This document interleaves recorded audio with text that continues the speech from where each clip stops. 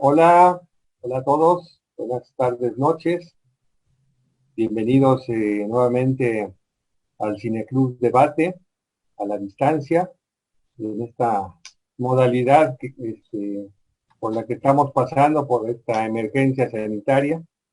Y bueno, estamos hoy con la primera película del mes de diciembre. Eh, ya llevamos tres películas, creo, y va bastante bien el ciclo. Eh, Vamos a tener este mes de diciembre tres películas. Este, la primera de hoy, estaba anunciada de Camerón. La semana próxima vamos a tener el flautista de Hamelin.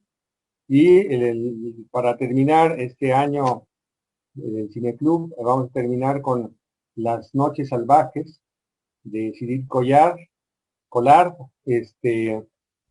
Y reiniciaríamos nuevamente en enero. Les vamos a enviar ya el programa tanto de este mes como de los próximos meses. Este ciclo de las pandemias en el cine, pues está pensado para que duremos hasta el mes de abril con este ciclo. Pues no sabemos si después vamos a seguir mediante esta modalidad virtual o ya empecemos a salir un poco cuando haya un poco más, de más seguridad para que pueda ser de manera presencial. Entonces, bueno, como les he dicho, bienvenidos a todos. Creo que hay algunas gentes que se han ido incorporando a este ciclo. También hay algunos invitados para esta función de hoy, el comentario. La función ya la vieron, será el comentario y el debate. Entonces, bueno, les repito nuevamente el formato que tenemos para, para el Cineclub. Lo primero, antes que nada, pues es ver la película. Normalmente la pueden ver como más les acomoda a ustedes. Lo mejor es pues verla un poco antes del comentario, como hacemos normalmente, porque pues está mucho más fresca en la memoria y las emociones y lo que nos permite también discutir con los demás. Luego, un segundo momento viene a ser el comentario de nuestro invitado, de nuestra invitada, y un tercer momento que viene a ser, una vez que termine la exposición, los comentarios, las preguntas por parte del público, por parte de los asistentes a la exposición. Para este tercer momento, pues, repito, la participación es vía viva voz. De esta manera no utilizamos el chat escrito, únicamente nos ayuda para saber quién quiere participar. Entonces, cuando termine de exponer Victoria, pues entonces ahí pueden anotar su nombre, pueden también levantar la manita, pero bueno, a veces la manita no la vemos bien, entonces es más fácil inscribir ahí su nombre, o a veces también, algunas veces me hacen alguna seña, pero a veces no alcanzo a ver todo porque son 2 o 3 páginas las que pueden aparecer aquí. Entonces, pues lo mejor es solicitar su participación de viva voz, escribiendo su nombre o diciendo quiero participar, para darles la palabra una vez que termine la exposición. Bueno, pues la película de hoy pues, es una película clásica, ¿no? Que pues son de esas películas que uno puede ver muchas veces. Es, ya la hemos pasado, creo que hace bastante tiempo está en el Cineclub Debate, que pues bueno, pese a que procuramos no repetir películas, desde que se fundó este Cineclub, que ya tiene 28 años, vamos a cumplir, esperemos, que así sea, 29 años ya el próximo año, siendo pues según Nelson Carro y gente de la Cineteca Nacional, el cineclub más antiguo, el club de debate más antiguo de Latinoamérica. Este, eh, entonces, pues bueno, nunca habíamos hecho alguna interrupción tan larga como este año, pero pues nos las hemos ingeniado para, gracias a la tecnología, al Zoom, y bueno, el apoyo ahora de Sinaí Banda, que se sabe todas, para cualquier situación que aparezca como dificultad. Y y pues bueno, esta película es del año de 1970, es parte de una trilogía del mismo director, hizo Las Mil y Una Noches y Los Cuentos de Canterbury. Este, eh, la va a comentar nuestra invitada de hoy, que se llama Victoria Upart. Eh, Ella, les digo brevemente lo que hace y sus estudios, su formación. Ella tiene una maestría en Historia Internacional por el CIDE y estudió la licenciatura en Historia en el Instituto Mora. También tiene el diplomado de Creación Literaria por la SOGEM y ha desempeñado diferentes investigaciones para empresas culturales como Cines de México, Clio, Bully Magnets, La Silla Rota, la Hispanic American Historical Review, y ha coordinado el taller de apreciación cinematográfica, cine e historia en el Instituto Mora. Actualmente imparte la asignatura de Historia de Europa en el siglo XIX en la FES Acatlán y colabora con la doctora Guadalupe Villa como asistente de coordinación de la licenciatura en Historia del Instituto Mora. Y bueno, ella pues es bastante cinéfila y tiene además esta capacidad, ¿no? De utilizar el cine para dar sus clases, ¿no? Lo cual pues es una forma también para los alumnos, los que están estudiando esta hermosa carrera de aprender más, ¿no? Eh, pues bueno, ella, vamos a escucharla. Eh, pues muchos de ustedes tal vez se habrán preguntado por qué pusimos esta película dentro del ciclo de las pandemias en el cine. Este, se lo preguntarán porque en la película no aparece ninguna situación que aluda directamente a la peste bubónica, pero bueno, si ustedes han leído eh, el Boccaccio, Giovanni Boccaccio, su libro, el de Camerón, ¿no?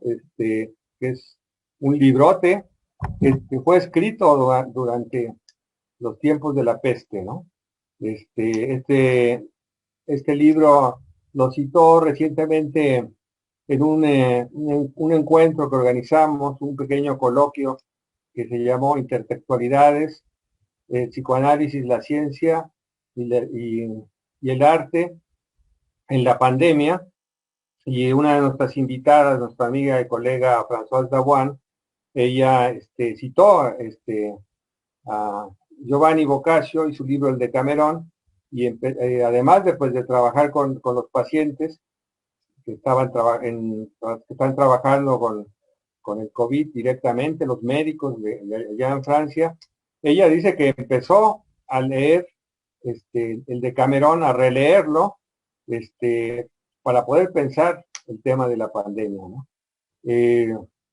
Y el otro día, el domingo que hablaba con ella, me decía que es muy interesante, pues, estos cuentos, y que el primero de ellos y el último, tocan un tema que es el tema de la perversión, ¿no?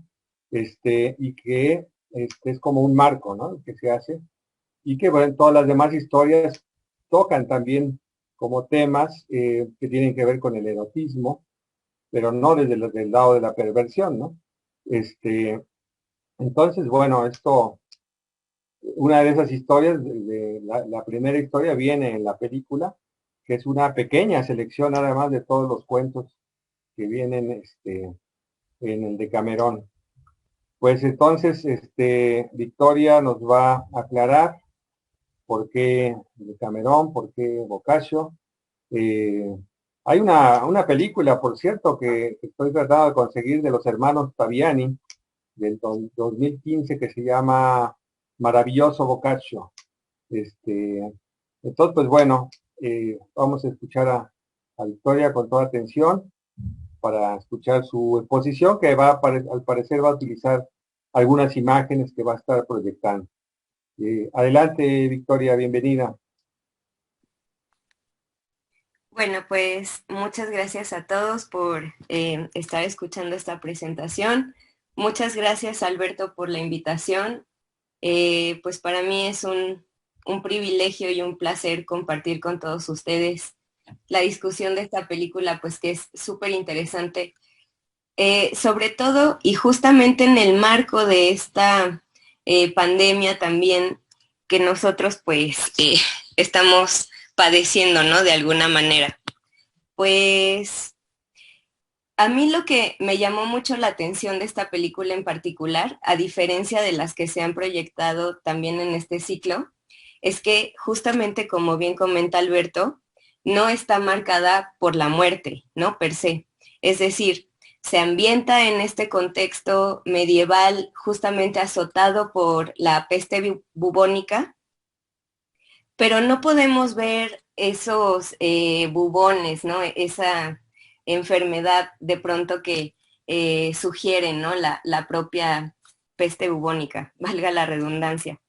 Eh, esta película de alguna manera deja entrever la cosmogonía del momento de la Edad Media, pero también nos deja ver la cosmogonía de la propia época donde se está produciendo, ¿no? Sobre todo, por ejemplo, contemplando que hay escenas, como bien comentaba Alberto, muy eróticas, cargadas de una sexualidad pues muy irreverente en ciertos momentos, que además dejan ver justamente los intereses del propio autor. Bueno, les voy a compartir mi pantalla. Ustedes me dicen si la pueden ver. Sí, perfecto. Ok. Bueno, pues como les comentaba, esta película se contextualiza en los años 70, bueno, surge en los años 70 del siglo XX, en plena revolución sexual. De alguna manera también refleja este estilo, ¿no? Que permea en los cines de la época. Un cine pues cargado de imágenes pues muy bellas que de alguna manera en este momento se contraponen con esa violencia que de alguna manera Pierpaolo Pasolini refleja en sus personajes masculinos principalmente, ¿no? Por ejemplo, hablo del pene erecto que de alguna manera se deja ver en pantalla, que irrumpe en escena y que no tiene ningún tapujo, ¿no? De mostrarse tal cual. Pero no ocurre, por ejemplo, así con el cuerpo femenino. El cuerpo femenino es mostrado de otra manera, tiene otro sentido. De alguna manera, el pene tiene una función muy elemental en la obra de Pierpaolo Pasolini, lo cual me parece pues muy relevante y muy trascendente, pues porque tiene ahora sí que un peso, ¿no? Muy, muy fuerte durante toda la película. Lo que quizá podamos ver también a lo largo de este relato, que como decía muy bien Alberto, pues surge en la Edad Media el relato de Giovanni Boccaccio, parte también de este interés del autor medieval por mostrar su realidad, ¿no? La realidad del momento. Algunos consideran que Giovanni Boccaccio, con esta obra, de alguna manera pone en el momento, digamos, como una nueva forma artística de expresión, el cuento, ¿no? Pero este cuento moderno que de alguna manera quiere relatar o quiere retratar lo que sucede.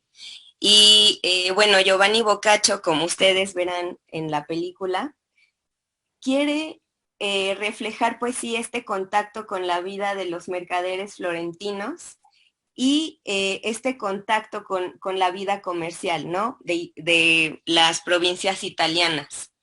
Lo que podemos ver en estos cuentos, que justamente como sugiere el nombre, el de Camerón, transcurren a lo largo de 10 días, pues forman también parte de esta imaginería, esta cosmogonía medieval que articula de alguna manera pues ese contexto, ese momento.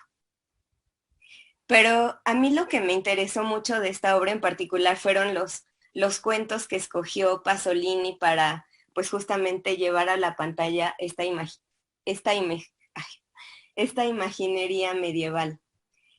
Por ejemplo, yo ponía esta imagen de Andreucho, que es el primer cuento, y bueno, este cuento pues es muy chistoso, ¿no? Es un cuento que de alguna manera pues se mofa de esta vida burguesa, de esta vida también que puede estar moldeada por fortuna, ¿no? Porque también la suerte tiene un peso muy, muy interesante en la propuesta de Pasolini. Y bueno, más allá de justamente, ¿no? De estas propuestas burguesas, de estos momentos en los que los propios personajes muestran sus pasiones, pues también se deja ver este interés por querer divertirse, estos relatos que quieren entretener a la gente. Es decir, la obra de Boccaccio trata de mostrar este momento donde la gente estaba súper aburrida como nosotros en pandemia y de alguna manera pues querían, ¿no? Entretenerse con estos cuentos cargados de erotismo, con estos cuentos cargados con un poquito de humor, pero que también dejaban entrever la realidad del momento. El segundo cuento es pues justamente, ¿no? Pues muy interesante también porque revela este momento donde también se comulga muchísimo con esta vida religiosa. En este cuento pues hay una vida monástica pues muy interesante, también es otro cuento muy chistoso que pues justamente no habla de estas monjitas que se quieren divertir. De hecho, el relato comienza con este hombre, ¿no? Relatando este cuento en el espacio público y los hombres se acercan y se dejan ver ahí, pues también unas escenas medio eróticas, medio perversas también por parte de Pasolini cuando hace este cameo hacia el pene, por ejemplo, de un niño muy joven y que lo está acariciando un personaje muy interesante del cual hablaremos un poquito más adelante, que yo denominé el rufián, ¿no? Entrecomillado, porque en realidad no tiene nombre, pero yo pues así lo puse como para motivos prácticos.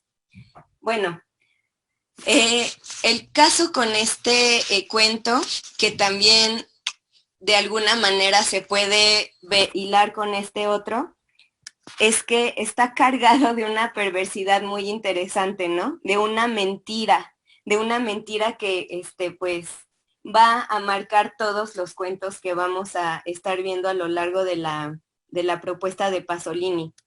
Si en el primer cuento la mentira fue que el hermano, bueno, más bien que Andreucho era hermano de una joven que más adelante pues lo va a dejar ahí hundido en la mierda, pues en este cuento, justamente, ¿no? La monja lo vamos a ver cómo pues va a estar, ¿no? Ligada con un joven muy apuesto, pero pues que se hace pasar por sordo y que más adelante pues no va a poder con la vida sexual del monasterio y más, bueno, lo van a terminar canonizando. Entonces, de alguna manera, todos estos cuentos se hilan por ese interés de los personajes, por mostrar sus pasiones, por ocultar su verdadero interés, su verdadera motivación, lo que los lleva a actuar, ¿no? De alguna manera. Y creo que también es muy interesante este interés moral que no tienen los cuentos de Giovanni Boccaccio, ¿no? Que de alguna manera se pueden desprender con la imaginería medieval, que sí llevaba una carga moral en todos los relatos, ¿no? Estos cuentos de Giovanni Boccaccio claramente se desprenden de esa intención moralina que sí vamos a ver en los otros cuentos de la Edad Media. Este cuento, que es uno de mis favoritos también, es el tercero, narra la historia de una mujer, pues que justamente no, o sea, está como en el adulterio total y pues llega el esposo, finalmente no quiere que la descubran y trama ahí toda una treta y termina también saliéndose con la suya, ¿no? Entonces, ahí va otro cuento donde la verdad resulta un tabú. No sé, hay como muchas intertextualidades, ¿no? Por ahí, y no se deja saber bien a bien las intenciones de los personajes de primer momento. Es decir, siempre hay como un engaño, ¿no? De por medio. Creo que es algo que también vamos a estar notando eh, no solo de principio a fin, sino también con toda esta carga que les digo que no tiene un interés moral, sino mantener esta línea de que los personajes pueden llegar a salirse con la suya si fortuna está de su lado. Bueno, eh,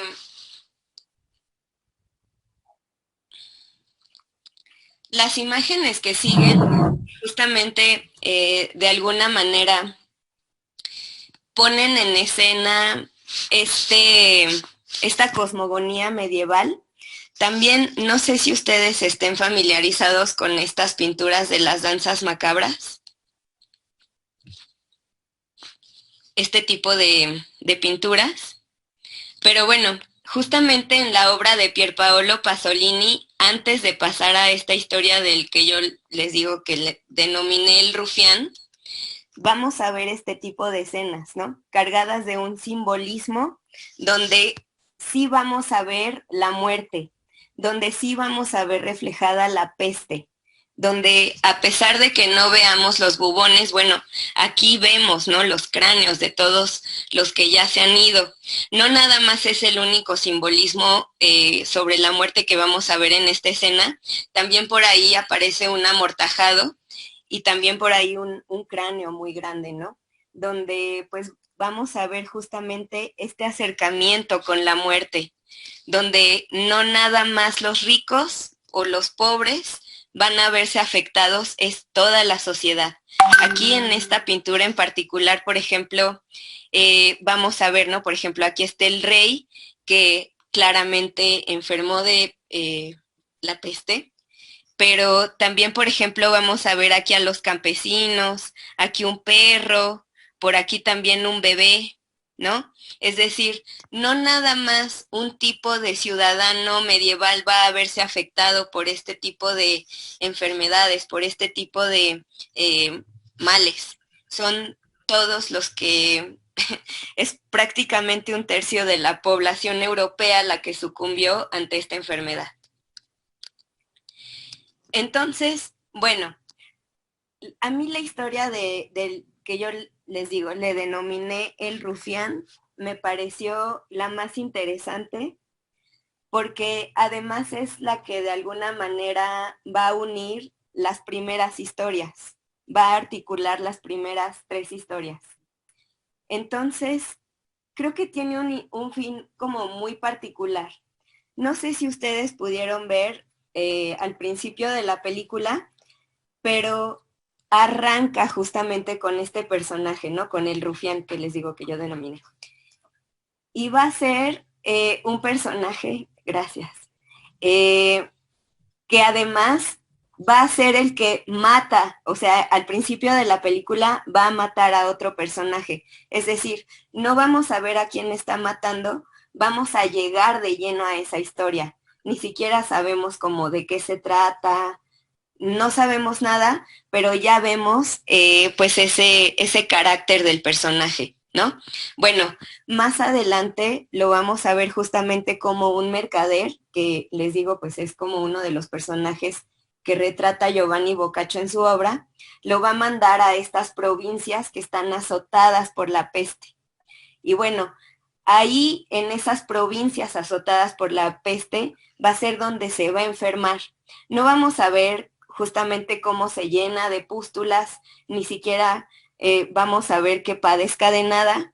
De acuerdo con Giovanni Boccaccio, pues justamente la gente, así como amanecía, así se moría, ¿no? Esto es lo que le va a pasar a este personaje en particular. Y justamente la gente con la que está cenando lo dice, ¿no? O sea, ¿cómo vamos a explicar que de la noche a la mañana pues ya se haya ido, haya sucumbido ante todos los males? Bueno, es justamente por este carácter de Giovanni Boccaccio que le está asignando a los que están enfermos de la peste, ¿no? Aunque algunos pues consideren que Giovanni Boccaccio exagera y sí, pues pasaban días antes de que la gente se muriera, en realidad vamos a ver también en este momento cómo la peste, pues en realidad sí es una enfermedad que puede acabar de la noche a la mañana con las personas. Eso no solo se ve reflejado en esta propuesta de Giovanni Boccaccio, que más tarde pues adaptará Pier Paolo Pasolini, sino también en este tipo de propuestas de la propia imaginería medieval, donde se representa la muerte con una hoz, una guadaña, perdón, y este simbolismo en particular, el de la guadaña, va a manifestar justamente esa muerte violenta, pero rápida, ¿no? Que tiene la muerte en el momento. Y bueno, pues esto se va a ver también reflejado en la obra de Pasolini. Y bueno, continuando con el hilo conductor de las historias, pues este personaje que yo le denominé el rufián, también se va a salir con la suya, ¿no? De ser incluso pues uno de los personajes quizá más perversos de toda la historia, porque pues es un violador, es un sodomita, es decir, tiene todas las es un asesino, ¿no? O sea, no tiene tapujos en mentir, incluso en el hecho de su muerte, va a pasar a la historia de alguna manera como un santo, ¿no? Como un ser que fue canonizado, al que le van a rendir culto y que la gente no tiene idea de este pasado. Entonces, pues también es muy interesante y es muy chistoso si se traslada, pues también es una mofa a la iglesia, ¿no? Y sus cultos, sus rituales. Bueno, continuando con la narrativa, la siguiente historia, permítanme un segundo.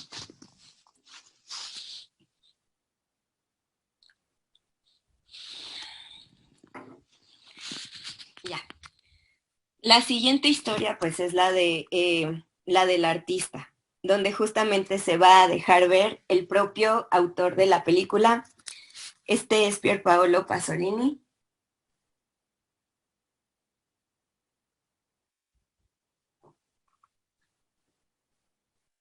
Y bueno, pues es un personaje también uno de los más interesantes de la película, porque después del rufián, él va a ser quien articule los demás relatos, va a ser quien de alguna manera le dé esta línea, ¿no? Discursiva a las demás narrativas.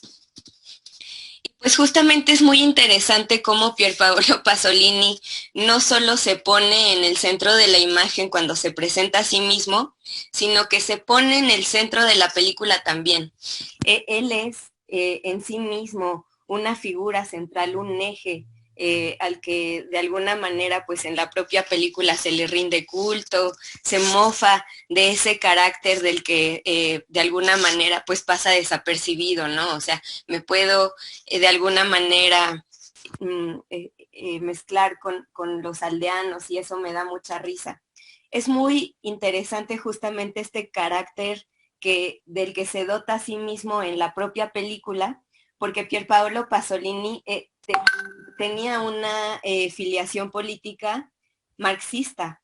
Entonces, pues justamente el que se coloque a sí mismo como burgués, de alguna manera, pues sí, reconoce su propio, de alguna manera, su propio carácter en su contexto, ¿no? O sea, a pesar de que es marxista, a pesar de que tiene esta afiliación política, bueno, pues de alguna manera, pues todas estas producciones también son burguesas. Y por otra parte, no sé si ustedes pudieron notar, seguramente sí, pero también a lo largo de esta propuesta son distintos personajes los que también pueden verse muy bien diferenciados los unos de los otros, ¿no? Los burgueses de los campesinos, los amos de los siervos. De alguna manera refuerza esta idea de la diferencia de clases y de cómo, de todos modos, pues es un mundo donde interactúan todos y todos de todos modos pueden morir.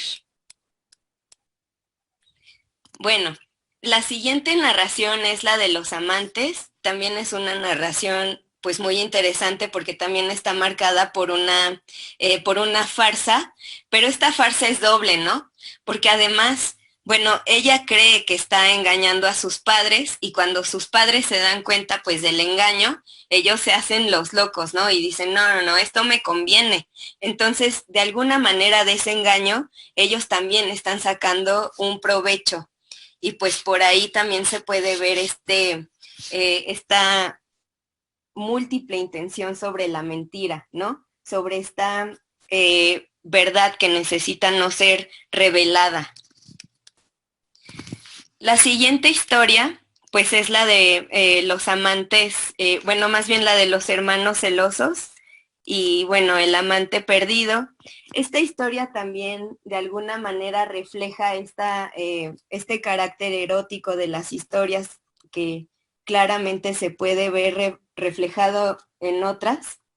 Pero bueno, este en particular es pues muy interesante, ¿no? También sobre todo por el hecho en el que pareciera que no se salen con la suya, pareciera que los personajes pues están destinados pues también al fracaso, a que su amor pues finalmente no salga, ¿no? Adelante. Pero a diferencia de las demás historias, aquí hay un elemento muy importante, que es la revelación de la verdad a través de los sueños, que es algo que no pasa, ¿no? En las demás historias. Y es algo que vamos a ver reflejado pues más adelante en los demás relatos y que de alguna manera para Pierpaolo Pasolini va a ser elemental, sobre todo pues ya en la parte final.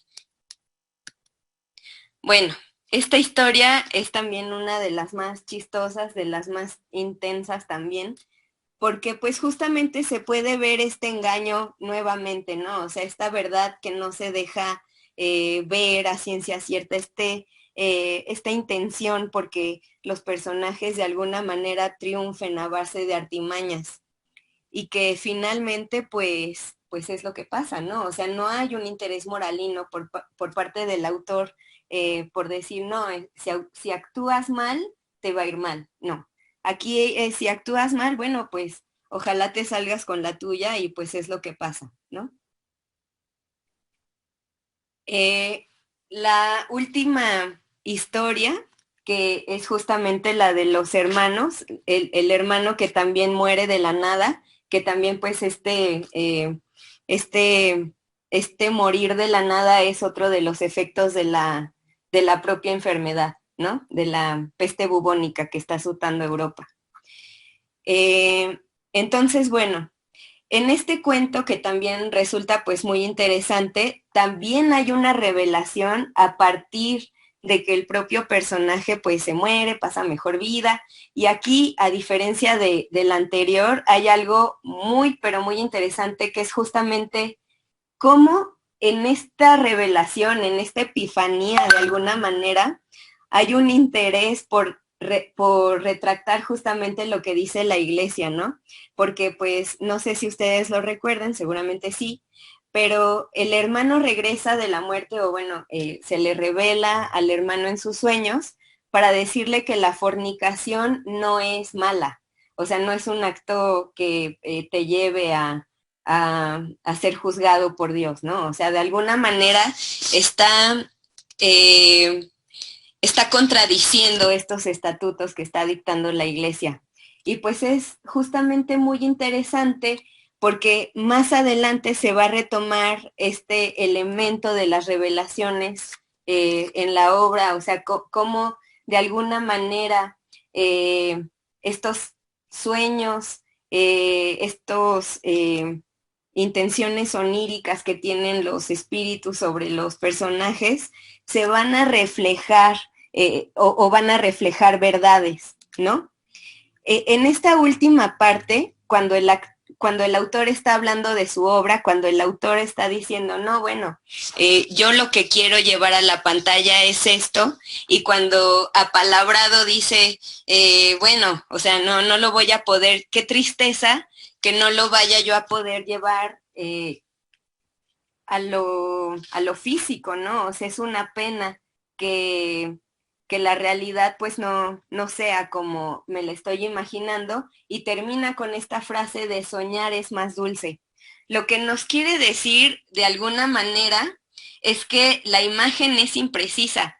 Este último engaño es para el propio espectador, ¿no? O sea, lo que nosotros estamos viendo no es verdad, es nada más una representación de lo que podría llegar a ser, pues sí, justamente, ¿no?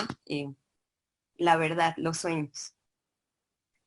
Pero pues creo que es una película que vale la pena no solo porque habla justamente de estos miedos occidentales que se marcan a partir de la muerte, ¿no? O sea, cómo la peste de alguna manera configura estos temores que se trasladan a nuestros días en forma de cuarentena, y cómo también este tipo de producciones no solo nos trasladan a la Edad Media para conocer al hombre y sus pasiones, al hombre y sus intenciones, sino que nos llevan a este momento de contracultura, de este momento de rebeldía, donde el cuerpo se utiliza pues justamente como este elemento transgresor, y donde Pasolini pues justamente se enmarca a sí mismo como quizá un sade contemporáneo, ¿no?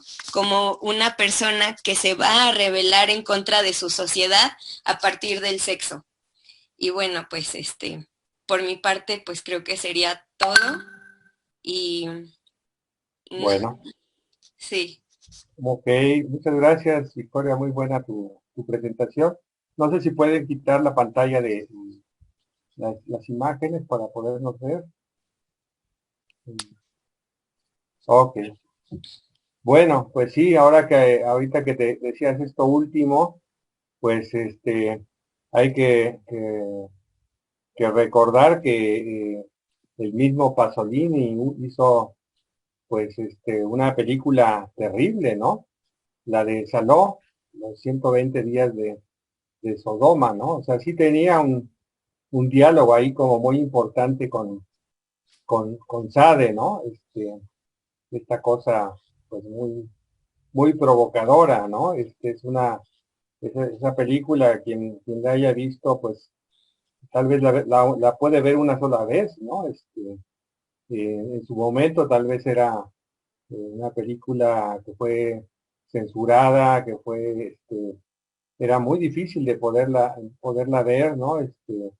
Donde pues se narran cualquier cantidad de humillaciones, ¿no? Y pues sí, el triunfo de la perversión, ¿no?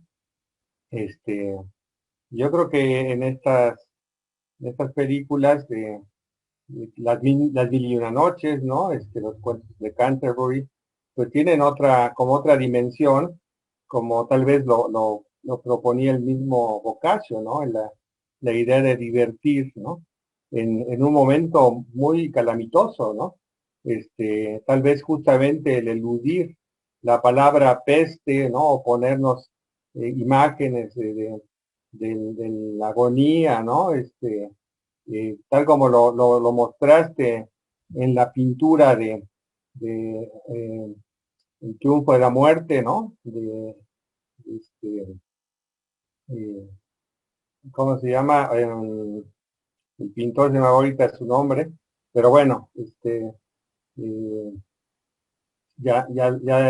donde muestra justamente, pues, de Bruegel, sí, claro, Bruegel el viejo, donde muestra la muerte, que no guarda ninguna restricción de las clases sociales, como decías, ¿no? Entonces, si la pretensión de Boccaccio tenía un poco esta idea de olvidarse un poco de la idea de la muerte en cualquier momento, ¿no? A través de la peste, ¿no? Y la idea de divertir como una forma tal vez de combatir, ¿no? Las angustias, toda esta sensación, toda esta cosa del confinamiento que también pues en Florencia lo hacían, ¿no? Los mercaderes como una idea también de poder sobrevivir, ¿no? Eh, y cómo, digamos, de alguna manera la moral, ¿no? Se distiende un poco, ¿no? Es decir, estos cuentos son permisivos, ¿no? Donde la temática permanente es la idea del engaño, el hacer trampas, pequeñas trampas, engaños eróticos con las parejas, con las monjas, este, con la idea de divertir. Tal vez el que puede descubrir la trampa al final de cuentas es el espectador o el lector, ¿no? Y ahí es donde le permite como hacer algún tipo de reflexión, ¿no? Este personaje que tú le llamas el rufián, con este actor que también sale en varias de sus películas, se me olvida ahorita su nombre, pero que él también interpreta la película de Edipo, que por cierto está programada para ser comentada, la va a comentar nuestra colega amiga Ana Fabre. Él interpreta al personaje de Edipo, y esta historia es justamente la primera de Cameron, ¿no? Es la que les decía, es tal vez la historia más fuerte, esta y la última de las historias, el último de los cuentos, que es terrible, ¿no? Ahí el tema del engaño ya cobra otra dimensión, y ahí estamos ya hablando ya de una estructura perversa, ¿no? Del engaño que lastima terriblemente al otro, que objetiviza al otro, eh, y todo esto es como este marco, enmarca todas estas historias que más bien, pues sí, tienen que ver con los sueños, ¿no? Porque los sueños también, como diría Freud, pues son realización de deseos, de velaciones, ¿no? Como el personaje del cual tú mencionas, ¿no? Eh, bueno, pues no sé, podemos empezar con las participaciones, este, para escucharlos también a ustedes. O no sé si quieras comentar algo, Victoria, de esto que comenté, mientras se va animando la gente.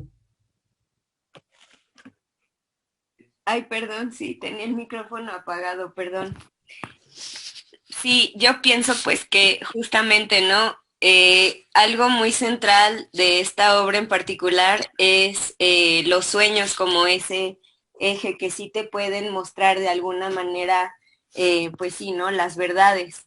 Pero es muy interesante cómo es a partir de los sueños, no a partir de los actos que están aconteciendo, cómo esta verdad de alguna manera siempre está sujeta a una pues interpretación, ¿no?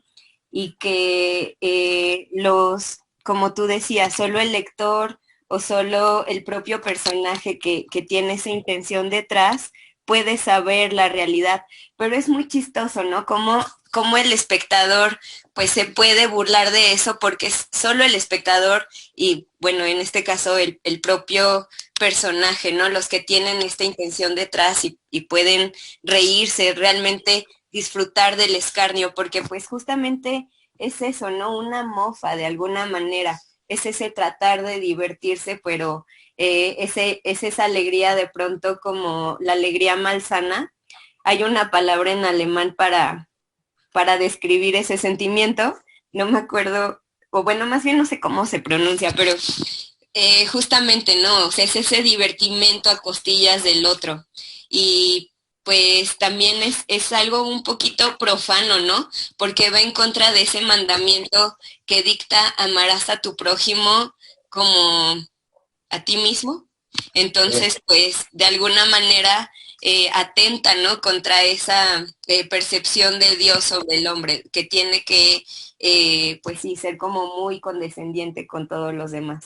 Y claramente las pasiones, la humanidad, pues no es así. Ajá. Sí, yo creo que, bueno, esta palabra que no recuerdas, bueno, no sé cómo se pronuncia muy bien, pero que sí, yo creo que todo mundo la puede comprender, ¿no? Que tiene que ver con, pues, con la burla, el burlarse del otro, ¿no? Como se dice coloquialmente, el echarle montón o hacer Se carrilla llama de show de alguien, ¿no? Freud. Es show de Freud. Sí. ¿Cómo es la palabra? Carla, ¿la puedes repetir? Show de Freud. So de Freude. Seguramente en alemán tiene Otra pronunciación. otra pronunciación, pero aquí suena show de Freud. Sí, sí, pero bueno, es el, el personaje ¿no? Del marido cornudo, ¿no? Pues Es todo el como, mundo se está riendo de él. Alberto, Adelante, Carla. es como el lero, lero, candelero. Sí, sí, no se está dando cuenta, ¿no? Que se están pitorreando, que se están burlando de él, ¿no? Y bueno, de alguna manera el espectador pues es otro testigo, ¿no? Y nos hace reír. Ahí de alguna manera Pasolini está, bueno, el mismo personaje, el autor, ¿no? De Boccaccio, ¿no? Nos lleva nos levanta, ¿no? Esas represiones que por otro lado, pues en épocas de pandemia también se levantan, ¿no? Eh, Vemos esas necesidades que hay en los jóvenes, ¿no? De la fiesta, ¿no? De no poder contener, de no poder guardar abstinencia, ¿no? Todas estas fantasías, pues también muy angustiantes que se presentan en las pandemias, ¿no? La idea del fin del mundo, ¿no? Entonces, pues hay que aprovechar mientras podamos, ¿no? Entonces, supongo que también en esos tiempos, pues, los límites de la sexualidad se levantaban, ¿no? Se actuaba más, ¿no? Porque pues si ya se va a acabar el mundo, ¿no? El miedo tal vez a Dios aumentaba, ¿no? Pero también se decía, pues bueno, pues ya hay que aprovechar, ¿no? Ahorita que se puede, ¿no? Bueno, no sé quién quiera comentar. Carla, Paulín tiene la Carla. mano levantada, Alberto, y ¿Quién? después una Fabre. Paulín y Ah, después una Fabre. a ver, adelante, Paulín. No sé dónde está. Ah, sí, ya la vi. Adelante, Paulín. Si puedes quitar prender tu micrófono. Ahí Hola, está. buenas noches. Buenas Muy noches. breve. Nada más, al parecer, Boccaccio se salió de la ciudad de Florencia para protegerse de la peste. Ajá. Se fue al campo. Y, o sea, aquí hay un contraste. Se salió de la ciudad que era el núcleo de la enfermedad. Y la sensación que a mí me da es el contraste entre la muerte que está ocurriendo adentro, que no nos dice, nada más nos la sugiere, y la voluntad de vida, la voluntad de vivir. Y qué vas a hacer si, como tú acabas de decir, si la muerte está acechando, pues, ¿qué voy a hacer con mi vivir, no? ¿Cómo voy a llenar esta posibilidad? Y también, al parecer, refleja una época en la que está terminando la época feudal, en la que las relaciones sociales eran diferentes, eran muy estratificadas, y en ese momento está comenzando ya la vida más comercial y menos diferenciada entre la aristocracia y el pueblo. Muchas gracias, eso es todo. Sí, gracias. Sí, yo supongo que en esos tiempos, ¿no? Pues al ser una ciudad tan mercantil, ¿no? Pues había mucho movimiento y justamente no se podía tener la famosa distancia, la distancia social, ¿no? Este, eh, que pues es cuando más posibilidades de contaminación hay. Yo creo que pues eso hizo que fuera Boccaccio, ¿no? Y Ana Fabre, Ana Fabre, te escuchamos.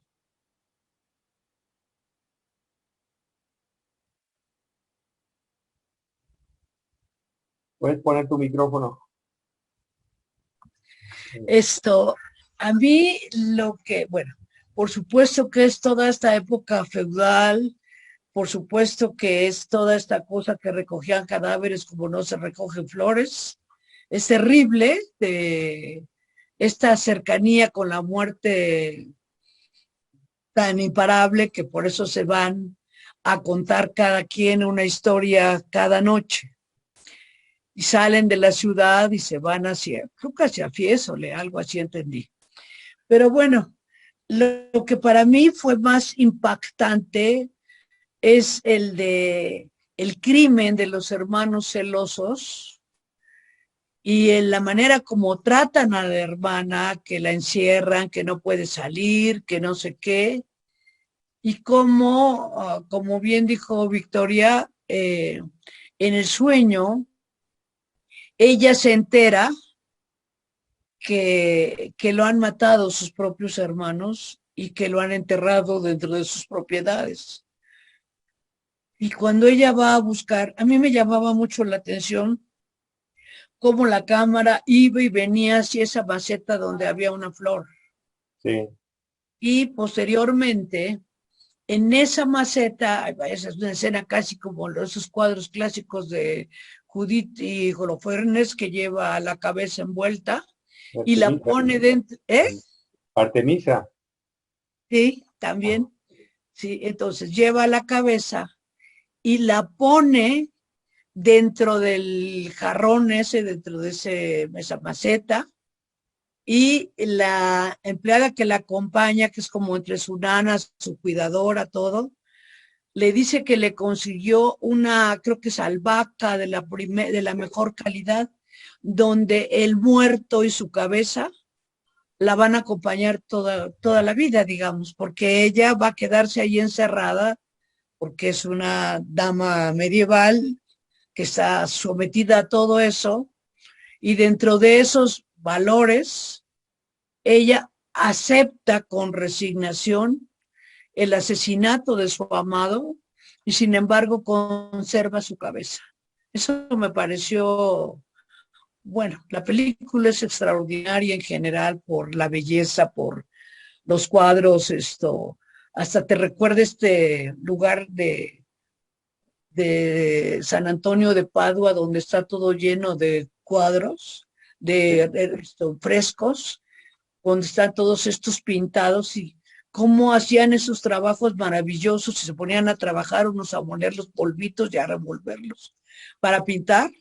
Todo eso, cómo te describe una época con esa riqueza, pero como está también el engaño, el abuso de poder, porque cuando le dicen al muchacho que lo van a matar, corre, y dice, pero ¿por qué debo correr? Que además le busca a Pasolini un actor que tiene una cara de una inocencia maravillosa, y le dice, corre, y dice, ya he estado jugando con ellos, y qué padre, y orinemos juntos, y jajaja, jijiji, y luego le dice corre, dice, ¿por qué debo de correr? Es el único momento donde él sospecha que hay algo encerrado. Todo lo demás que lo llevan y que vete y vamos y ya no va a haber tanta diferencia entre nosotros y entre clases sociales y bla. Eso no, pero cuando le dicen corre, es muy dramático y tiene escenas muy, muy fuertes también, porque ese tipo que es lanzado y cae directamente en la mierda, aunque dicen que la mierda es sinónimo de buena suerte, cuando cae allí y luego lo dejan encerrado en la tumba y él mismo queda allí, y cómo se escapa, digo, tiene esa historia que es la primera, tiene un final feliz, Sí. digamos, porque se escapa Rubí, con el que está, del anillo con el que estaba enterrado el no sé qué cosa de la iglesia que era muy importante. Pero bueno, la película en sí es una delicia y sí te marca muchas cosas de Pasolini, porque inclusive para la moral de lo que se permitía decir en el cine, dice en varios momentos, eres homosexual o es homosexual, cosas que antes no se decían. Y hay otra escena donde esos que jalan la campana juntos, que se están mirando con una cosa de atracción sexual muy obvia. Eso me gusta mucho de la película. Pues fue un goce y muchas gracias, Victoria, por tu presentación, y gracias, Alberto, por haber sugerido esta película. Muy buena, gracias. Bueno, y algo que es muy interesante es la elección de actores, ¿no? Porque yo creo que ahí es el ojo del director, ¿no? Que además, pues es casi pues como un pintor, como ese pintor que él mismo está representando, ¿no? Los personajes, pues, los elige, yo creo que de los bajos fondos, ¿no? Muchos de ellos, es que uno dice, pues, qué bien está hecho, qué buen actor, ¿no? Pero pues yo creo que los agarró de la calle, vemos algunos viejitos, ¿no? Con un solo diente, ¿no? Entonces, pues no son exactamente actores de telenovela, ¿no? Entonces, esa elección es estupenda, ¿no? Cada uno de ellos, o este gesto, ¿no? El que retrata el cornudo, ¿no? El que es totalmente inocente, perdido en la inocencia, ¿no? Todo mundo lo puede engañar, ¿no? Ese placer perverso, ¿no? Que es como un rasgo, ¿no? Porque efectivamente hay historias que son muy crueles, ¿no? Esta que tú nos narras es terrible, es una historia pues de locura, ¿no? Porque la mujer esta queda loca, ¿no? O el personaje que nos contaba Victoria, que ella llama el rufián, que es la primera historia, es un ser terrible, ¿no? Y la última historia del Decamerón, les aconsejo que la lean, yo creo que es la historia más siniestra, ¿no? Con la que concluye Boccaccio, y enmarcada dentro les decía, pues estos pequeños engaños, estas pequeñas trampas, estas manifestaciones transgresivas que emergen del inconsciente, ¿no? Bueno, Victoria, Gracias. ¿quieres decir algo o damos palabra a alguien más? Carla está levantando la mano. Carla, adelante, Carla. Gracias. Bueno, esta es una película que yo he gozado muchísimo. Me voy a centrar en la historia de Andreucho, que evidentemente hay actores que no son profesionales. Nos habla de la tentación, ¿no? De cómo nos podemos meter en líos por la tentación. Luego, pues también lo pensé, Ana, que pues cae en la caca y quiere decir la riqueza, ¿no? Luego que es interesante esto del robo de las iglesias, o sea, quiere decir que no hay ningún tipo de respeto a la iglesia. Y eso, me parece que es importante. El anillo, pues tiene un símbolo con el rubí, ¿no?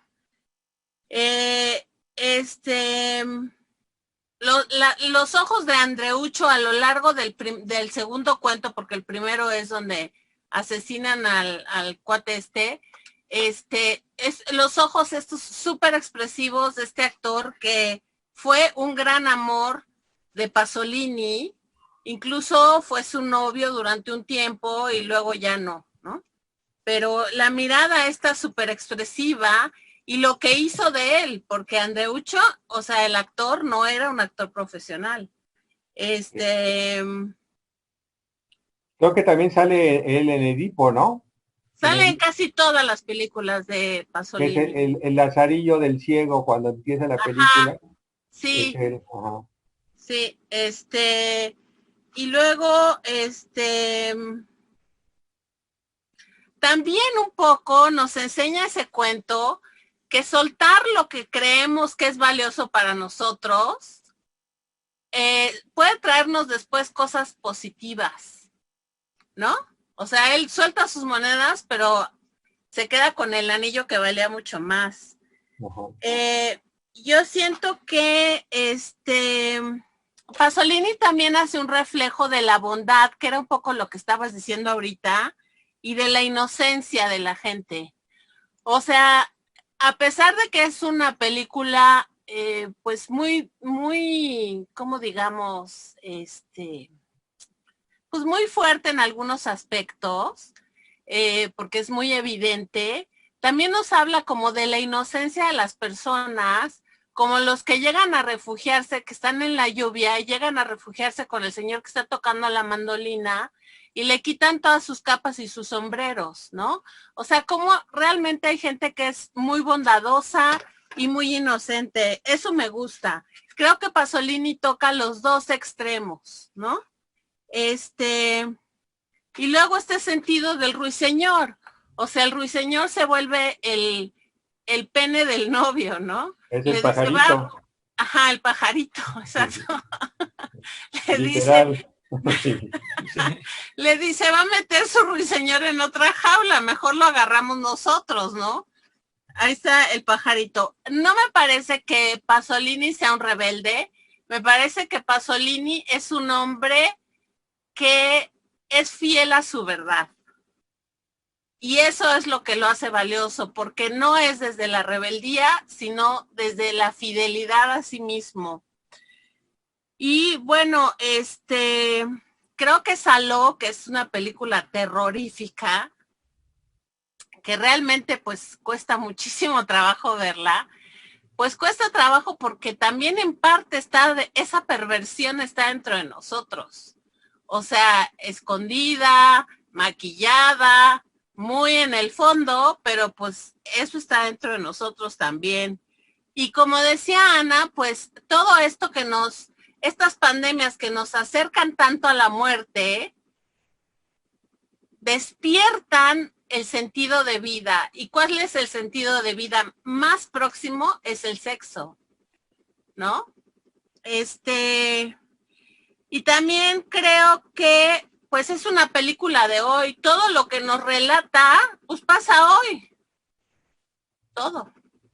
Todos los engaños, las mentiras, las muertes, los asesinatos, los abusos, todo eso pasa hoy. Es una película muy actual. Sí. Eso es lo que quería decir. Muchas gracias. Sí, de hecho, bueno, si se pueden a leer los cuentos de Boccaccio, ustedes van a ver lo fácil que es leerlos, se lee muy rápido, y cómo nos podemos identificar con los personajes, o desidentificarlos también, pero sí, como las mil y una noches, ¿no? Se siguen leyendo, o como el Quijote se sigue leyendo, ¿no? Y nos siguen enseñando, ¿no? Sí, ahora que hablabas de Saló, yo me acuerdo que esa película la pasaron en la muestra de cine en la Cineteca, desde luego no fue yo la vi en los 90, ¿no? Y una función nocturna, ¿no? Y me acuerdo que el cine estaba a reventar, pero no había pasado media hora y el cine ya estaba a la mitad. Vi a muchos colegas ahí míos huir rápidamente, se vuelve insoportable. Esa película, por cierto que después su última película, porque después lo mataron, ¿no? Lo asesinaron en la playa de Ostia, ¿no? Parece que además pues, le gustaban los chavos, los chavitos, y era así medio pedofílico, y le gustaban especialmente de bajos fondos. Entonces, pues bueno, él tenía una atracción por esos mundos, ¿no? Ahorita, Sí, pues yo creo que ya le hubieran hecho el Me Too, pero 3 o 4 veces, ¿no? A Woody Allen lo juzgan por pequeños detalles, ¿no? Y Pasolini no sé qué sería de él. sí, es que parece que robaron unos rollos de Saló.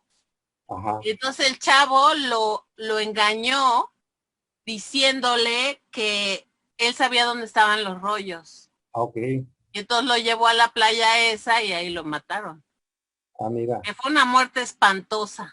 le tendieron una trampa, fue una vendetta. Sí. Ajá, ya. Germán, tú que estás ahí junto a Carla, no sé si quieres aprovechar. Que hable más gente y ahorita De participo. acuerdo, Gracias. muy bien. ¿Quién más quiere participar? Araceli Zamora, adelante. Prende tu micrófono. Ok, buenas noches. Buenas noches. De los cuentos que Pasolini eligió para la película, me llama la atención la libertad que tienen las mujeres para ser ellas las que satisfagan sus necesidades, las que expresen su deseo sexual, más allá de una sensualidad, sino el deseo sexual, ¿no? Como las monjas, ¿no?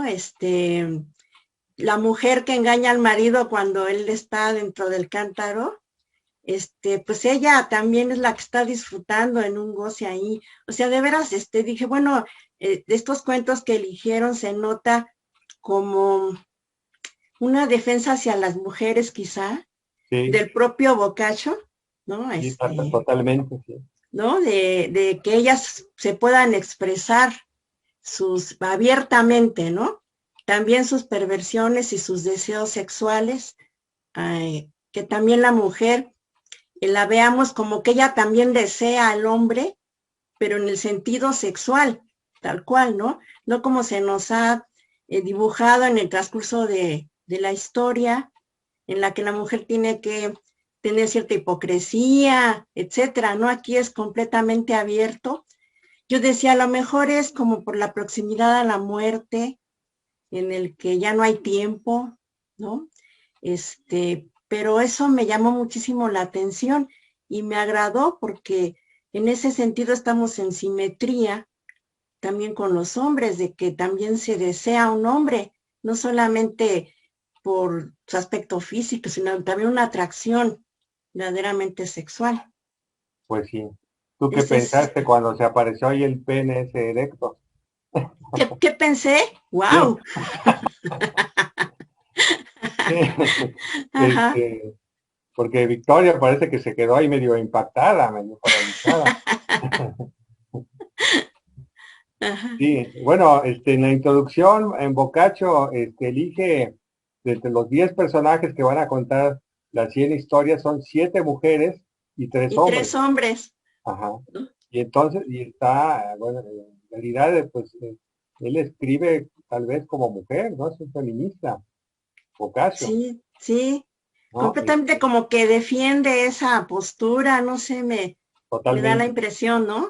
totalmente, sí, sí, porque un poco lo que permite la reflexión sobre las injusticias, ¿no?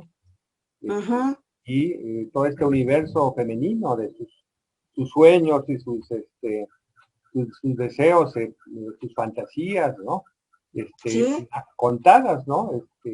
Es un trabajo de asociación libre, ¿no? inclusive ya ves que quien engaña a Andreucho es una mujer, ¿no? La que es la que lo roba, etcétera. Sí, También el lado pues, humano también de la mujer, ¿no? ujú, Eso pues, me agradó mucho esa postura. claro. Ujú. Sí, que es la astucia ahí de la seducción, ¿no? Ujú. Totalmente ahí. Astucia, inteligencia, erotismo, ¿no? Sí. Victoria, ¿quieres comentar algo sobre los comentarios? Sí. Bueno, yo pienso que hay algo muy interesante, ¿no? Sobre la obra de Pasolini, y pues es justamente que él utiliza el cuerpo como un agente transgresor. Yo la verdad es que sí defiendo la idea de que Pasolini es un rebelde, es un contestatario, y sobre todo pues es parte de esta representación contracultural de su época. No creo que sea ahí una cosa muy artificial, ¿no? Que ponga, como bien dice Alberto, penes erectos. Pues la verdad es que sí es un poco impactante porque no es algo que suele verse en pantalla.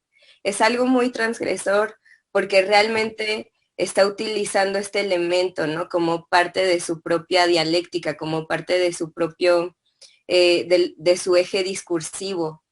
Y pues sí, creo que de alguna manera es eso, ¿no? Muy interesante como también el papel femenino tiene esa relevancia, en tanto que si los hombres de alguna manera pues sí tienen un peso en la obra de Pasolini, pues es interesante cómo retoma esta obra que, como tú bien comentas, es narrada por 7 mujeres y 3 hombres, es decir, hay una carga femenina muy importante a lo largo de todo el relato. Y justamente, ¿no? O sea, es quizá este balance lo que también dé sentido también a las últimas imágenes, ¿no? Donde se puede ver incluso a la mujer como está este ente inmaculado que de alguna manera está rodeado de todos estos seres también divinos, pero también, también muestra a los castigados, ¿no? Es decir, comulgan ambas dicotomías, y eso pues es también lo que rige la obra de Pasolini. Y pues es interesante, ¿no? Cómo incluye tanto a las mujeres como a los hombres dentro de su narrativa. No, no nada más se centra en uno. Sí, es claro. Uh-huh. Adelante, Germán, con gusto. Escuchamos.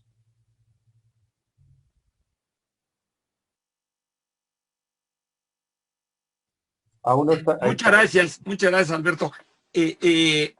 Bueno, yo primero, un poco, creo que en las situaciones de crisis, que es un poco lo que nos plantea Boccaccio y Pasolini, lo retoma en esto de la peste, de la pandemia, el ser humano se enfrenta con la moralidad, o sea, con las costumbres convencionales, y como es un periodo de emergencia, pues entonces empieza a cuestionar la moralidad y se vuelve no tanto amoral, sino inmoral de la moral que había, ¿no? Porque la moral es aquel que no tiene ningún parámetro de costumbres de referencia. En cambio, el inmoral es el que cuestiona la moral que ya estaba, ¿no? Entonces, un poco esta inmoralidad del Decameron y el escándalo de esa inmoralidad, o de la inmoralidad también que podría plantear Pasolini en su época con sus películas, es una afectación, una confrontación contra las costumbres tradicionales, y que probablemente ahorita lo que estamos viendo en la pandemia también es que empezamos a cuestionarnos si nuestra moralidad, o sea, los acuerdos y el complot para la convivencia social sigue siendo lo que en el fondo creemos, o como decía Carla, espontáneamente nacería en nosotros ese impulso, ¿no? Y es un poco lo que decía Araceli también, ¿no? Que probablemente redescubrimos las mujeres, pues que también desean, y que desean sexualmente, aunque no sea por enamorarse, y que todos queremos jugar un poco más, que la vida a veces es demasiado seria, ¿no? Ese aspecto me pareció muy, muy interesante ahorita de lo que estaban comentando. Luego, Pasolini y Boccaccio también viven en una época en que la muerte y el sexo y el amor y la vida y la muerte, pues están muy cerquita, ¿no? Se acercan mucho en esta situación. Y ahorita que Victoria nos ponía la escena de ese cuadro extraordinario del triunfo de la muerte de Bruegel, me pareció muy significativo que en el mismo paisaje de esa como feria, esa como fiesta, esa feria, en la que en efecto hay una alusión ahí con los cráneos y las máscaras y todo a la peste, en un movimiento de cámara, no sé si recuerdan, hay una escena que está también tomada de otro cuadro de Bruegel, que es exactamente el contraste.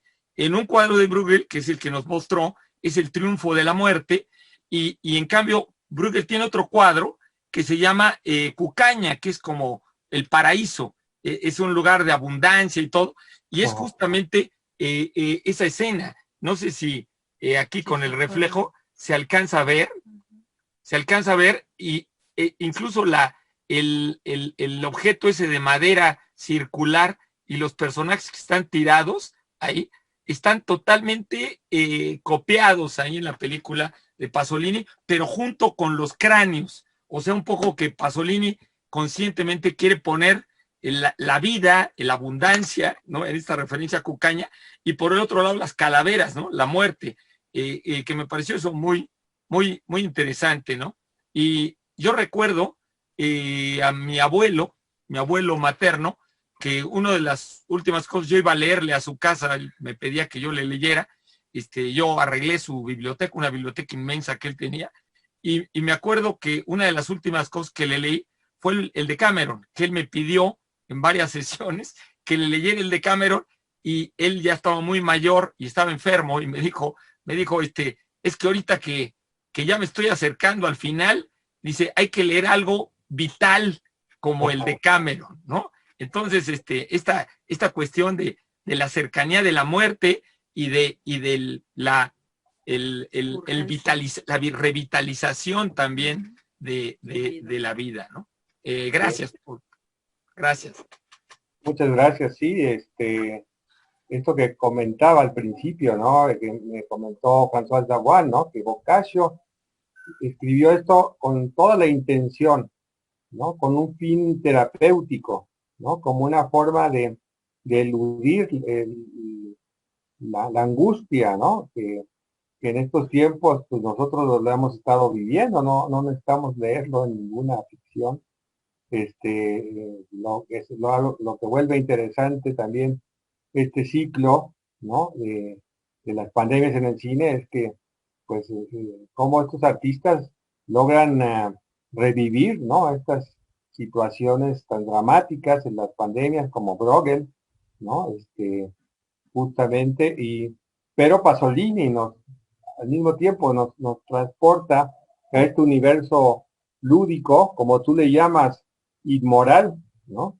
Que inmoral no quiere decir que la moral se acaba, sino que se transgrede y que se divierte con esa inmoralidad, distinto a lo que es la moral, ¿no? Que es donde ya estaría el perverso, ¿no? Que no tiene culpa para nada, ¿no? Que es el gran engañador, el gran mentiroso, ¿no? Como este rufián, en el cuento, son es mucho más largo, ¿no? Todas las mentiras que le va contando al sacerdote, ¿no? Y el otro siempre perdonándolo, ¿no? Y al final, claro, lo vuelven santo, ¿no? Y la última historia de Cameron es terrible, ¿no? Es muy dolorosa, ¿no? Y muy humillante hacia una mujer, ¿no?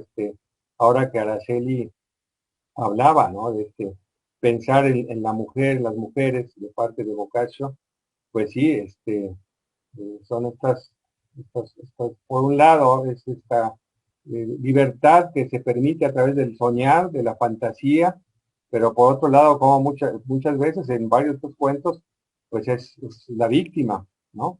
Como decía Ana Fabre, no pueden salirse de ese lugar, ¿no? Por la época que les tocó vivir, ¿no? Victoria, no sé si quieras comentar algo.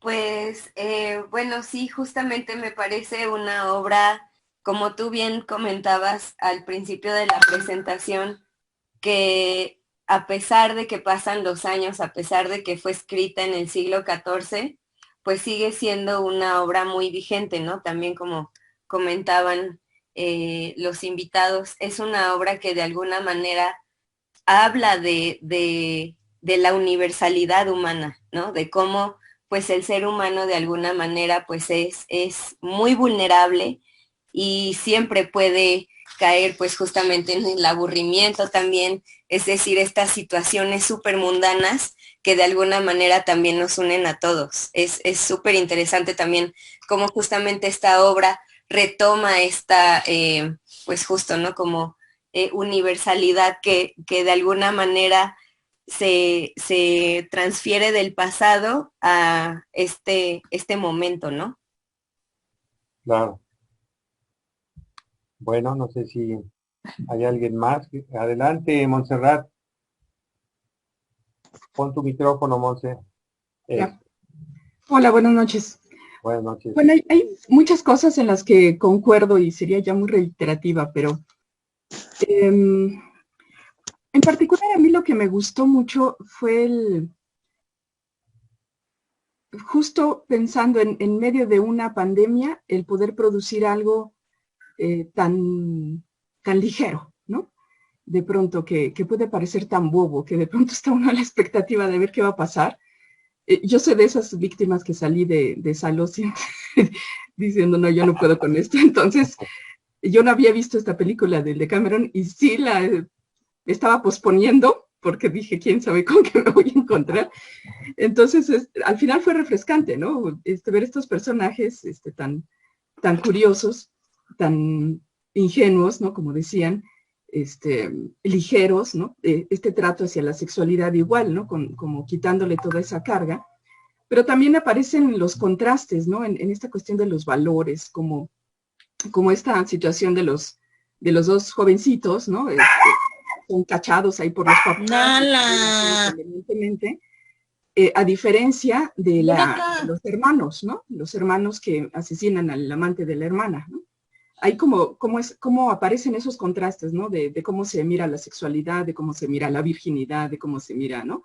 Esto de qué van a decir, ¿no? Las gentes, si nuestra hermana ya fue y se metió además con alguien que es un esclavo o ¿no? De menor categoría. Eso me llamó la atención. Pero sobre todo lo que me gustó fue como esta cosa, este retrato, ¿no? Del bucólico, ¿no? De este ambiente del trabajo en el campo, de la risa, del jolgorio, de estas primeras escenas donde están hablando acerca del trabajo y los demás están arando, ¿no? Y luego el otro se va y se mete con las monjas y dice, a ver, espérense, esto es más trabajo del que yo quería, vamos a arreglarnos, vamos a organizarnos, ¿no? Porque así está muy desgastante.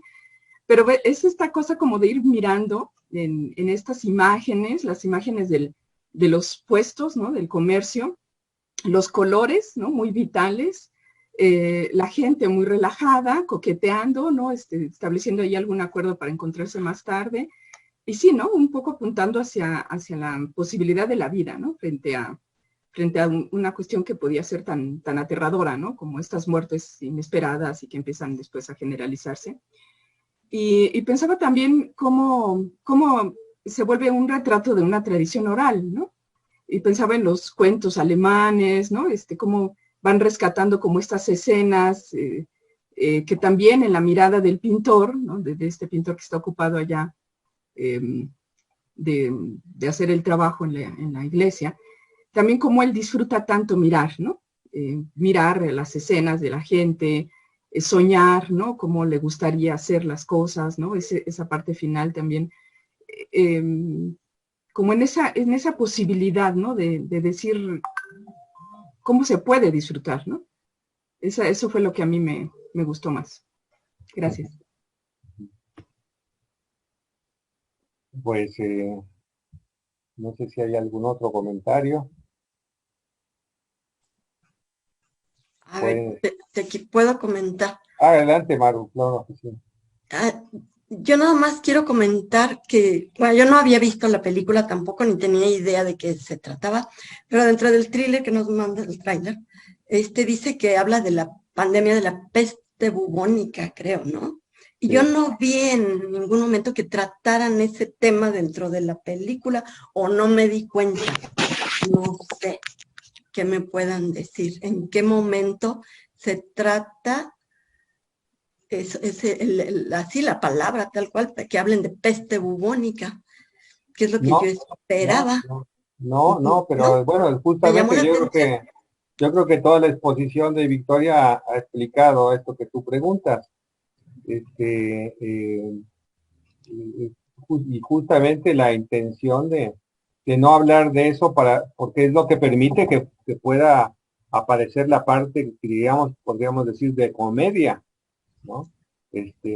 No aparece propiamente como una tragicomedia tampoco, sino la intención es poder reír. Entonces, claro, sacas todo lo que decía Victoria, que lo vemos en la pintura, es decir, hace una alusión, ya lo explicó Germán, con la pintura de Bruegel, y en estas pequeñas imágenes, la carreta con los cráneos, que es sacada de la pintura, ¿no? Ahí te está diciendo, ¿no? Entonces, hay que leer a Boccaccio, porque sí, si uno no tiene todo el antecedente, uno dice, pero bueno, ¿y dónde está la peste?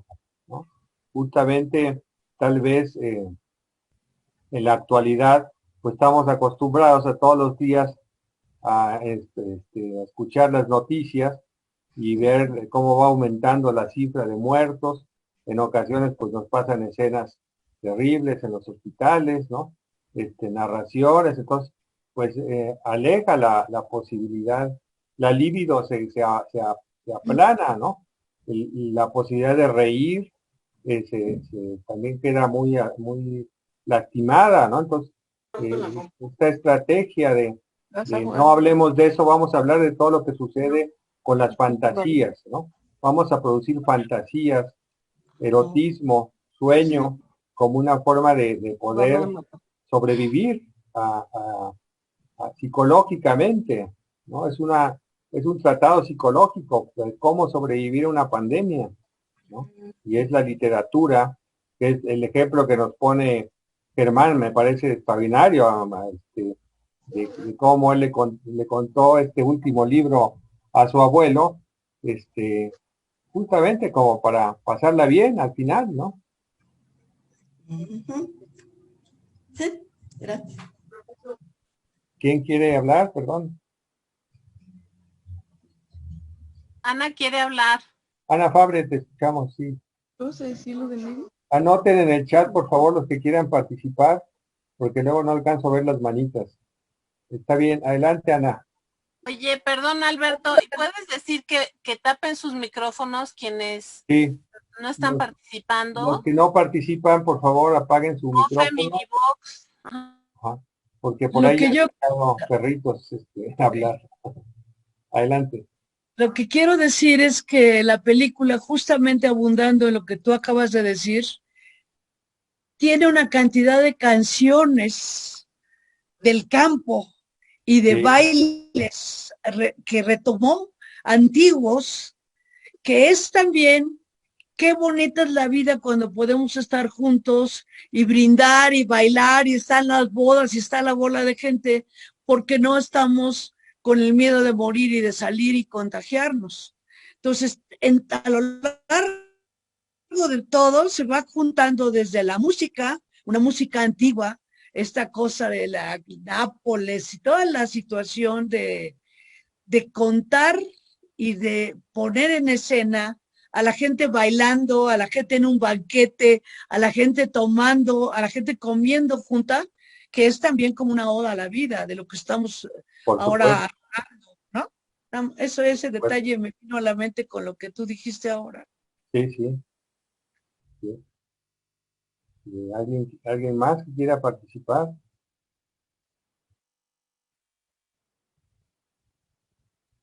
Montserrat creo que quiere participar. ¿Otra vez? No, ya es la mano de antes. Ah. Ajá.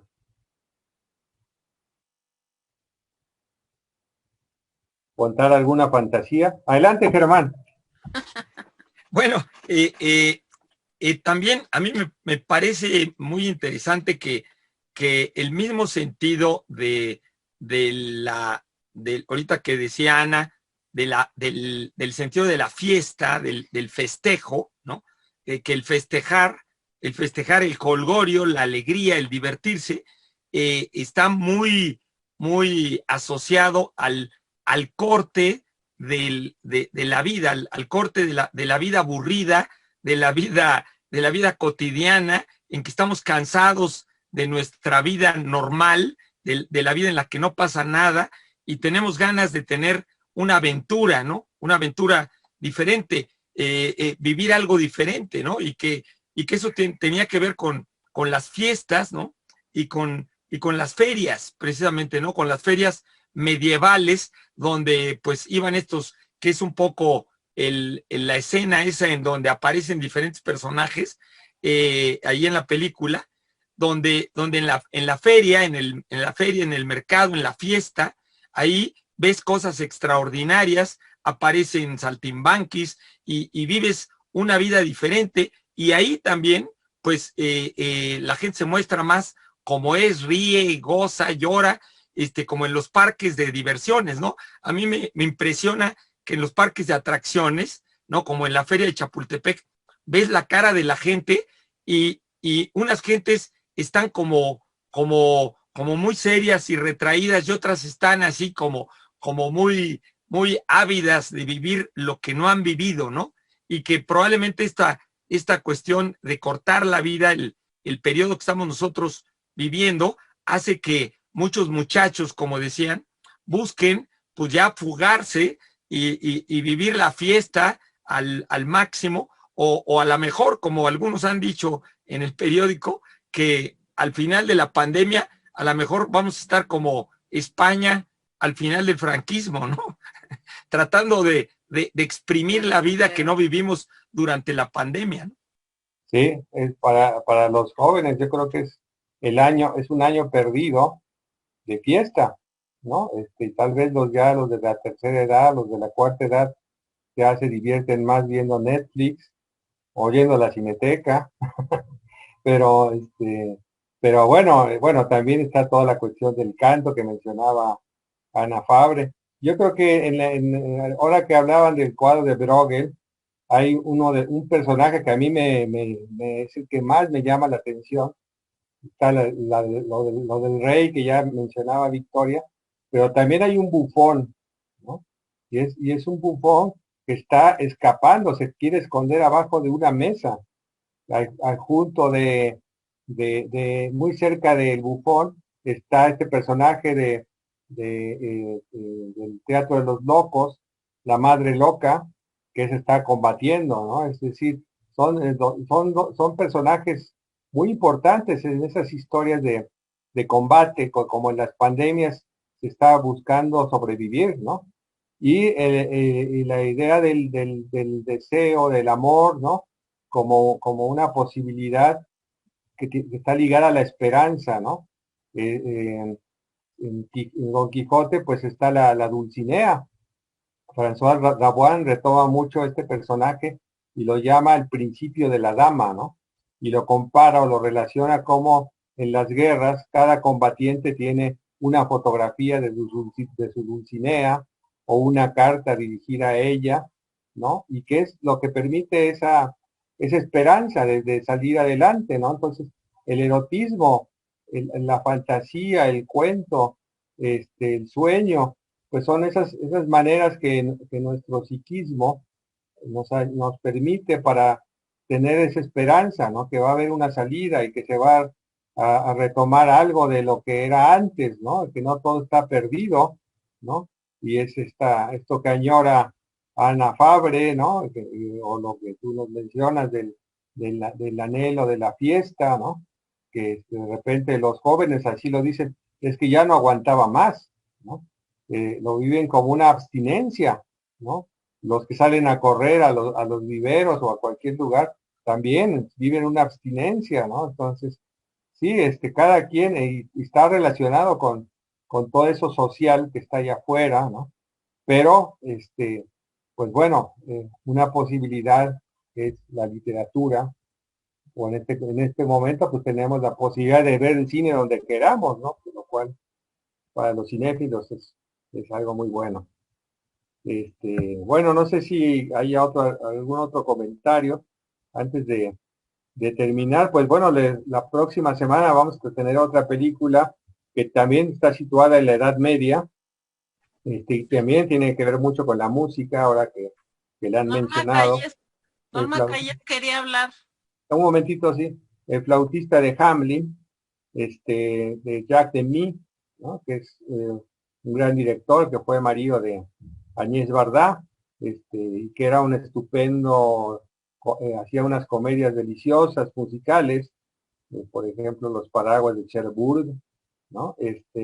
Y esta de flautista de Hamelin, pues es toda una fábula, que ya verán, la va a comentar nuestra amiga, colega, Sonia Patricia Murguía, que además ella le sabe bastante a la cosa de la música, entonces pues va a estar bueno, va a haber algunas sorpresas. ¿Quién quería comentar, perdón? Yo. Adelante, Norma. Norma. Adelante. Hola, pues buenas noches. Pues sí, pues igual un poco repetitivo, pero pues me hace pensar muchas cosas esta película. Me encanta la idea que Victoria coloca, ¿no? Como de Pasolini, como un tipo de, o sea, de contemporáneo. Y bueno, también a mí me llamó mucho la atención la historia de las monjas. Me pareció muy divertida, pero me llama mucho la atención. Ellas están en encierro, ¿no? Ellas están en encierro y se procuran una forma de llevar ese encierro, pero también como muy, pues muy perversas, porque lo consideran un tontito, ¿no? Al chico, así como, ay, pues hay que aprovecharnos, ni habla, ni escucha, y está tontito y no va a decir nada y pues podemos usarlo para nuestro placer, ¿no? Y pero que finalmente él termina más vivo que ellas y les dice, pues, ¿cuál? Yo estaba escuchando todo lo que ustedes estaban diciendo y aparte, ese era mi plan, precisamente ese era mi trabajo y termina, pues para que quede como ad hoc al tema, pues tiene que ser un santo, ¿no? Y es ahí producto de un milagro. Entonces, pues muy me encantó mucho esa historia, la verdad me gustó mucho, me hizo reír mucho. Y sí, decía, bueno, pues ellas están encerradas, ¿no? O sea, como nosotros, ¿no? O sea, sí, yo sí lo pensaba como en esta parte del encierro, de la cuarentena. También me acordé mucho de un tipo película documental que pasaron en el Cineclub, la del sótano. Sí, claro, ahí está José Luis González que la comentó. Pues Le esa encantó, película, por cierto. sí, súper interesante, porque pues en esa película precisamente no como ese lado oscuro de las personas, en el sótano, esta parte de la sexualidad que forma en el ser humano, por ejemplo, ahí están las monjitas, ¿no? Pero pero como Freud lo decía, ¿no? En sus 3 ensayos, también la perversión es parte del ser humano, ¿no? O sea, sabemos la perversión en el sentido del transitar, ¿no? Pues de estas etapas que él va enunciando en sus 3 ensayos. Lo polimorfo. Exactamente, ¿no? Lo polimorfo perverso.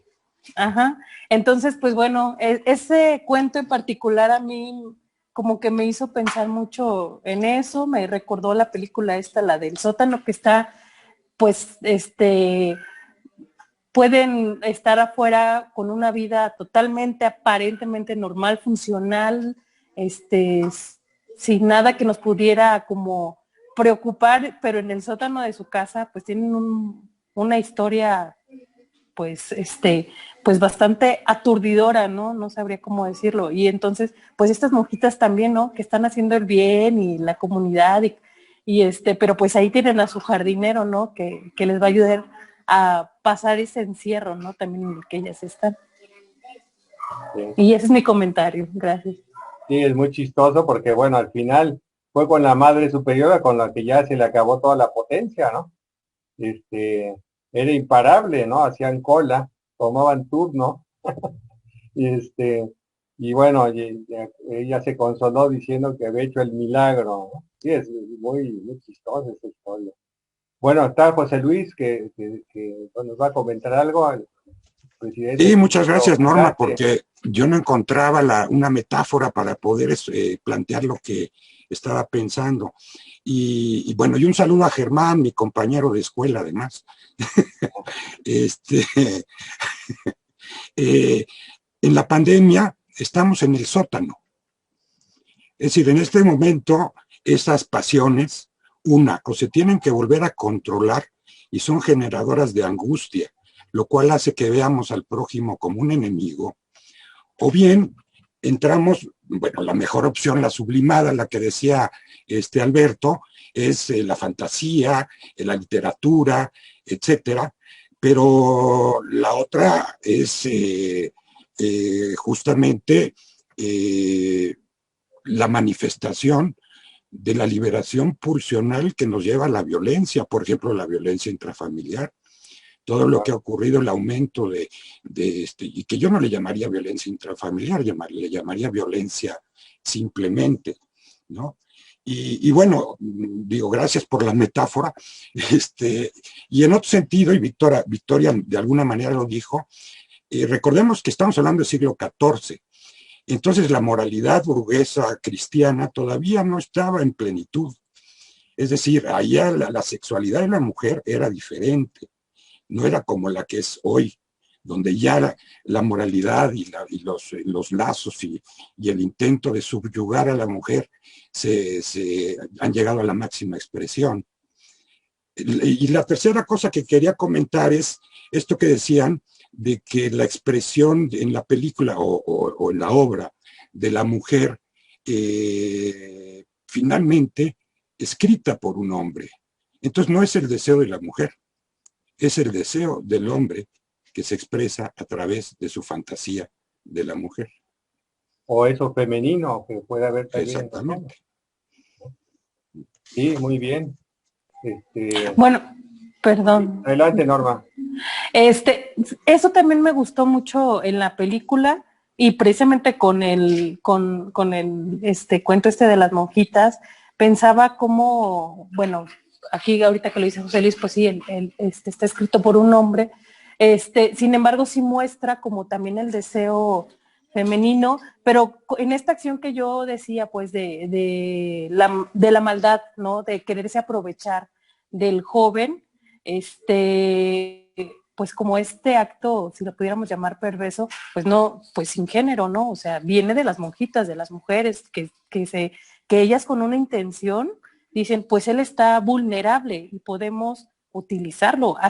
Esa fue como mi lectura, ¿no? Entonces, pues precisamente creo que ese es también como el reconocimiento de que pues la perversión es como tal, pues como un acto, no ligado simplemente como a un género, como no sé, como a una postura, no sé cómo decirlo, pero yo creo que ahí se vio, ¿no? También como esta parte del abuso, que lo hace como de forma pues cómica, ¿no? Pero que creo que lo retrata muy bien. Sí, aunque creo que hay de historias a historias, ¿no? Y como tú misma decías, no es lo mismo, los rasgos perversos que puede haber en las personas, allá una estructura perversa, ¿no? Que es porque digo, al final de cuentas, bueno, él se quejaba, pero al mismo tiempo se le volvía a parar, ¿no? Es decir, no se la pasaba mal, ¿no? Y es este contraste que ya decía Germán, creo que de los psicoanalistas podríamos decir neurosis y perversión, ¿no? Es decir, en la neurosis está la transgresión y el placer de lo prohibido, y eso se restaura y hay culpa y se recupera el lazo social. En la perversión no hay culpa y la persona es esto que decía Germán, lo amoral, ¿no?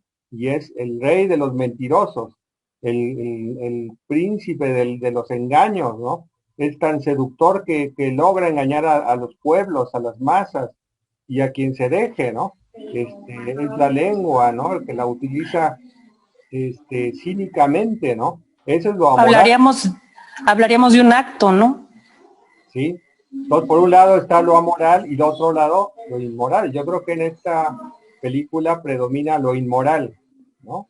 Okay. Son pequeñas transgresiones que por eso nos hacen reír, porque nos identificamos con los personajes. En las historias dramáticas de perversión nos hacen llorar, nos da coraje. Decimos, qué tipo tan miserable, ¿no? Ojalá y lo quemen vivo, ¿no? Es decir, ese es el perverso narcisista, ¿no?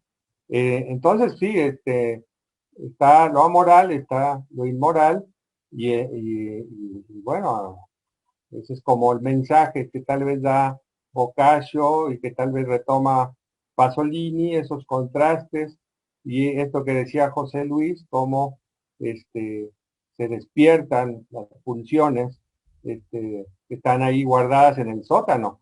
Hoy de alguna manera, cuando explicaba la metapsicología, hablaba de esos espacios secretos, ¿no? Donde están las pasiones, ¿no? Y que de repente afloran o surgen a través de los sueños o a través de las fantasías, ¿no? Mientras sea así, pues está bien, ¿no? Es divertido, ¿no? Siempre, ahora sí que como mensaje, ¿no? Hay que checar bien que el mudo sea mudo, ¿no? Háganle un test psicológico previo. Bueno, Victoria, no sé si quieras concluir, decirnos algo para terminar esta sesión de hoy. Bueno, pues yo les agradezco a todos su participación. Todos los comentarios me parecen súper interesantes, creo que enriquecen mucho el diálogo y pues justamente, ¿no? El cine creo que parte de esto, de todas las visiones que compongan pues justo la dialéctica que se entreteje en todas las películas, pero sobre todo que siempre hay una nueva interpretación al respecto. Entonces, pues creo que siempre es interesante escucharnos y pues les agradezco mucho a todos. Te agradezco mucho por la participación y pues nada más. Sí, bueno, vi que apareció por ahí Esperanza levantando la mano. Dice Ana Fabre, pero es Esperanza. Sí, pero adelante. estoy acá de visita. Está de Estoy con mi visita, amiga adelante, porque la Esperanza, te extrañaba. escuchamos. A ver, ¿cómo se Te escuchamos perfecto. Bueno, yo les digo que estaba acompañando aquí a Ana porque también la extrañaba y así hacemos un poco de la vieja historia de vernos con ocasión de estos encuentros. Pero yo nada más quería decir algo. Ustedes comparaban lo antiguo con lo actual y a mí hay algo que sí me llama la atención. Que ahí, por lo menos en la película, no recuerdo que haya nada que ver con el tema del feminicidio. Y en cambio sí hay esas venganzas, hombres, los hermanos que matan al novio de la hermana, etcétera, pero no hay nada de feminicidio. ¿Qué ha pasado entonces entre nosotros? Sí. Nada más eso. Bueno, yo les recomiendo, si tienen el libro del Decamerón, lean el último cuento. Es siniestro la agresión hacia la mujer. Terrible. Peor que o al mismo nivel que el feminicidio, ¿no? Y con eso nos deja Boccaccio para preguntarnos y reflexionar. Bueno, pues ha sido muy buen comentario, muy buenas sus participaciones. Les agradezco mucho como siempre. Fue muy dinámico y muy interesante todo lo que se habló hoy. Y la próxima semana la película es muy buena. La comentarista también es muy dedicada y les digo además que va a haber una sorpresa. Entonces, nos vemos la próxima. Buenas noches. Cuídense mucho. Hasta luego. Buenas noches. Hasta luego, buenas noches. Nos vemos.